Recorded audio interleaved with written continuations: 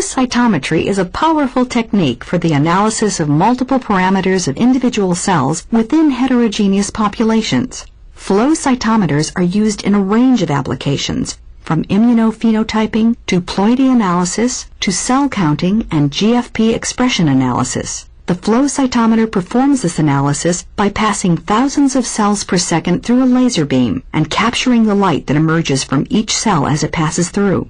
The data gathered can be analyzed statistically by flow cytometry software to report cellular characteristics such as size, complexity, phenotype, and health. In this tutorial, we will look at how a flow cytometer works, how scattered light and fluorescence are detected by a flow cytometer, and how the resulting data can be analyzed. This view shows the primary systems of the flow cytometer schematically. These are the fluidic system, which presents samples to the interrogation point and takes away the waste. The lasers, which are the light source for scatter and fluorescence. The optics, which gather and direct the light. The detectors, which receive the light. And the electronics and the peripheral computer system, which convert the signals from the detectors into digital data and perform the necessary analyses. The interrogation point is the heart of the system. This is where the laser and the sample intersect, and the optics collect the resulting scatter and fluorescence. First, let's talk about how the sample is delivered to the laser. Here we see how the sample is transported through the interrogation point. For accurate data collection, it is important that particles or cells are passed through the laser beam one at a time. Most flow cytometers accomplish this by injecting the sample stream containing the cells into a flowing stream of sheath fluid or saline solution. As you can see, the sample stream becomes compressed to roughly 1 cell in diameter. This is called hydrodynamic focusing. In fact, flow cytometers can accommodate cells that span roughly 3 orders of magnitude in size. In most cases, cytometers will be detecting cells between 1 and 15 microns in diameter, although through the use of specialized systems, it is possible to detect particles outside this range. Now let's see how laser light is used to detect individual cells in the stream. As a cell passes through the laser, it will refract or scatter light at all angles. Forward scatter, or low-angle light scatter, is the amount of light that's scattered in the forward direction as laser light strikes the cell. The magnitude of forward scatter is roughly proportional to the size of the cell, and this data can be used to quantify that parameter. But how can we record this scattered light? Light is quantified by a detector that converts intensity into voltage. In most cytometers, a blocking bar, called an obscuration bar, is placed in front of the forward scatter detector. The obscuration bar prevents any of the intense laser light from reaching the detector. As a cell crosses the laser, light is scattered around the obscuration bar and is collected by the detector. The scattered light received by the detector is translated into a voltage pulse. Because small cells produce a small amount of forward scatter and large cells produce a large amount of forward scatter, the magnitude of the voltage pulse recorded for each cell is proportional to the cell size. If we plot a histogram of these data, smaller cells appear toward the left and larger cells appear toward the right. A histogram of forward scatter data is a graphical representation of the size distribution within the population, but such a graph only presents one-dimensional data. Next, let's look at side scatter. As we have already seen, a cell traveling through the laser beam will scatter light at all angles. Light scattering at larger angles, for example to the side, is caused by granularity and structural complexity inside the cell.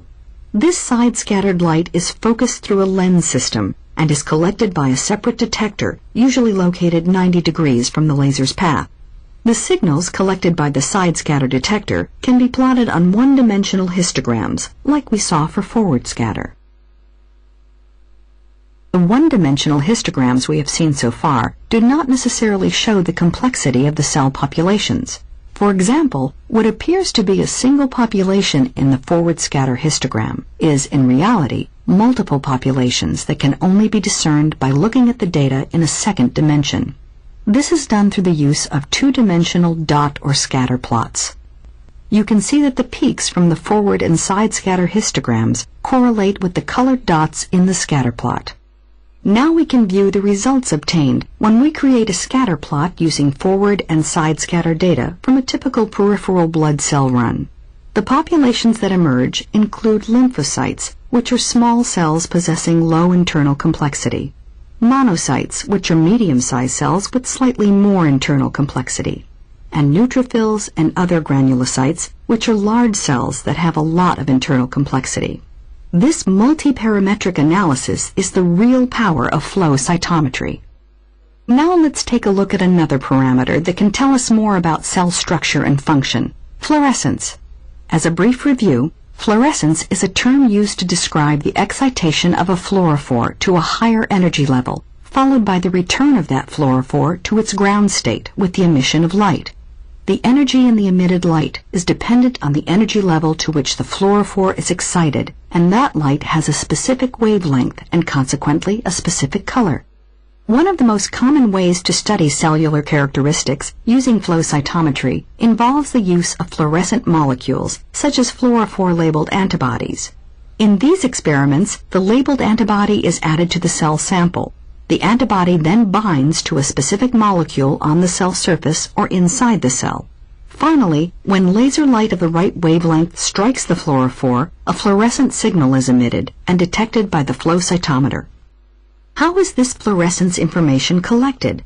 The fluorescent light, coming from labeled cells as they pass through the laser, travels along the same path as the side scatter signal. As the light travels along this path, it is directed through a series of filters and mirrors so that particular wavelength ranges are delivered to the appropriate detectors. Fluorescence data is collected in generally the same way as forward and side scatter data. In a population of labeled cells, some will be brighter than others.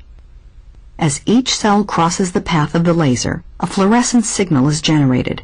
The fluorescent light is then directed to the appropriate detector, where it is translated into a voltage pulse proportional to the amount of fluorescence emitted.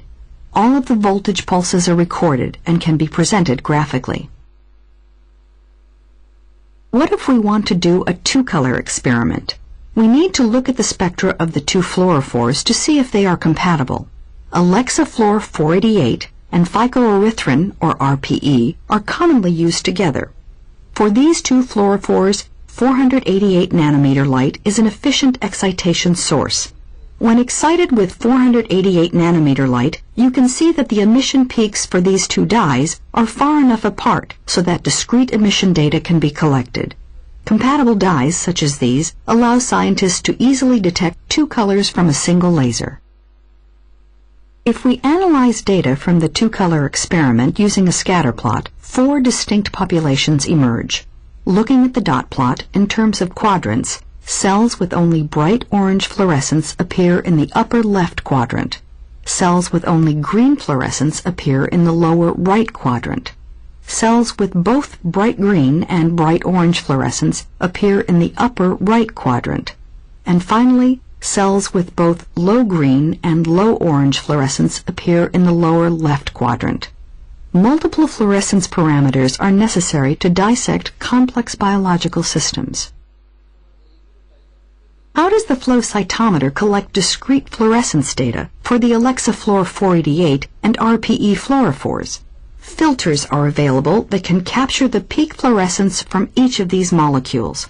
A 530 nanometer bandpass filter will collect most of the Alexafluor 488 peak, and a 585 nanometer bandpass filter will collect the bulk of the RPE peak. Using these filters, the proportional amounts of Alexafluor 488 and RPE fluorescence can be recorded for each cell. You can see that portions of each emission peak overlap one another. This is called spectral overlap, and we will talk about how to deal with this in the next tutorial. Let's take a moment to talk about filter nomenclature. Filters are normally defined by one of two parameters, either the center point for a bandpass filter or the cutoff point for a long or short pass filter. This is a typical bandpass filter specific for RPE. It has a center point of 585 nanometers and a width of 42 nanometers. So this filter optimally passes light in the wavelength range of 564 to 606 nanometers, which corresponds to the emission peak of RPE. Other filters used to resolve this peak include a 550 nanometer long-pass filter and a 610 nanometer short-pass filter. One final important point regarding data collection is the use of a threshold. If every single particle passing through the laser caused the instrument to collect data, the data pool would be dominated by information coming from a very large number of minute particles, like platelets and debris. To prevent this, a threshold is set such that a certain forward scatter pulse size must be exceeded for the instrument to collect the data. On the histogram, the blank area represents the small cells and debris that are excluded from analysis by the threshold. This means that the majority of events that the cytometer collects are the cells of interest. It is important to realize that the small particles are still passing through the instrument. They are just being ignored. We've come to the end of this tutorial. Our journey began with a look at the systems that make up the flow cytometer and how those systems work together to collect information on cells as they pass through a laser. We went on to examine in more detail how cytometers detect light scatter and fluorescence, and how that information can be viewed on various plots. In summary, flow cytometry is a unique tool, providing scientists with a way to gather statistical data on large numbers of cells and use that information to correlate multiple parameters within a cell population. 4 to 6 color experiments are becoming easier. A few labs in the world are able to distinguish up to 18 colors simultaneously.